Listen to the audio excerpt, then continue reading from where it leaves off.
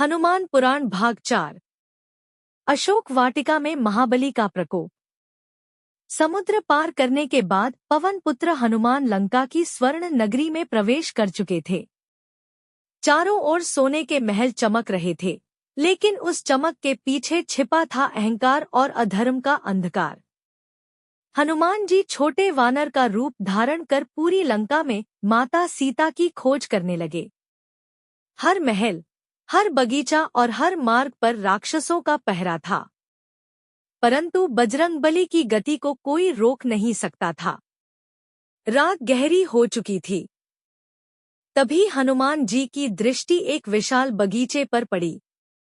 वह थी अशोक वाटिका, वही स्थान जहां रावण ने माता सीता को कैद कर रखा था। हनुमान जी वृक्ष पर बैठ गए और नीचे देखा। माता सीता वृक्ष के नीचे बैठी थी। उनका चेहरा दुहक से भरा था, लेकिन उनकी आंखों में अब भी श्रीराम के प्रति अटूट विश्वास था। उसी समय रावण वहां पहुंचा। उसके साथ अनेक राक्षसियां थीं। रावण ने क्रोधित होकर कहा, सीता, मेरी रानी बन जाओ। श्रीराम तुम्हें कभी नहीं बचा पाएंगे। माता सीता ने दृढ़ स्वर में उत्तर दिया, मैं केवल प्रभु श्रीराम की हूँ। संसार की कोई शक्ति मुझे उनसे अलग नहीं कर सकती। रावण का क्रोध भड़क उठा। उसने धमकी दी और वहां से चला गया। उसके जाते ही हनुमान जी की आंखों में आंसू आ गए।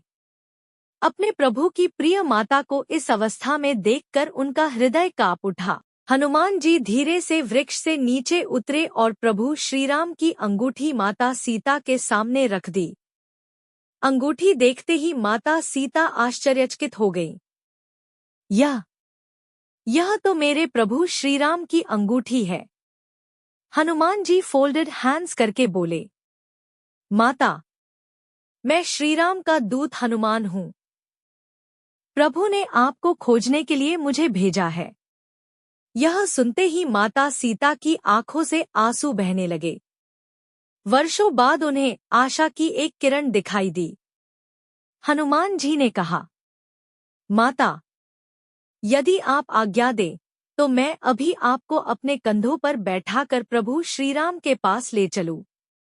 माता सीता मुस्कुराईं और बोली, नहीं पुत्र, प्रभु श्रीराम स्वयं आएंगे और अधर्म का अंत करेंगे। हनुमान जी ने माता सीता से आशीर्वाद लिया। फिर उनके मन में एक विचार आया। अब समय आ गया है कि पूरी लंका को श्रीराम की शक्ति का संकेत दिया जाए। क्षण भर में हनुमान जी ने अपना विशाल रूप धारण कर लिया। उनकी गर्जना से पूरी लंका कांप उठी। उन्होंने अशोक वाटिका के वृक्ष उखाड़ने शुरू कर दिए। राक्षस सेना चारों ओर से टूट पड़ी। लेकिन यह कोई साधारण वानर नहीं था। यह स्वयं महाबली बजरंगबली थे। हनुमान जी ने अकेले ही हजारों राक्षसों को पराजित कर दिया। उनकी गदा के एक प्रहार से धरती हिलने लगी।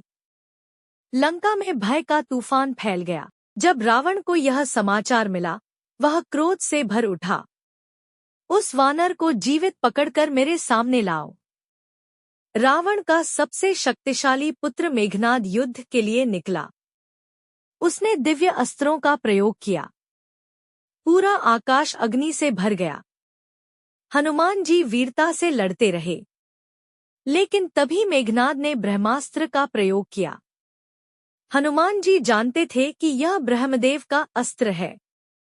उन्होंने ब्रह्मास्त्र का सम्मान करते हुए स्वयं को शांत कर लिया। राक्षस सेना ने उन्हें बांध लिया और रावण की सभा में ले जाया गया।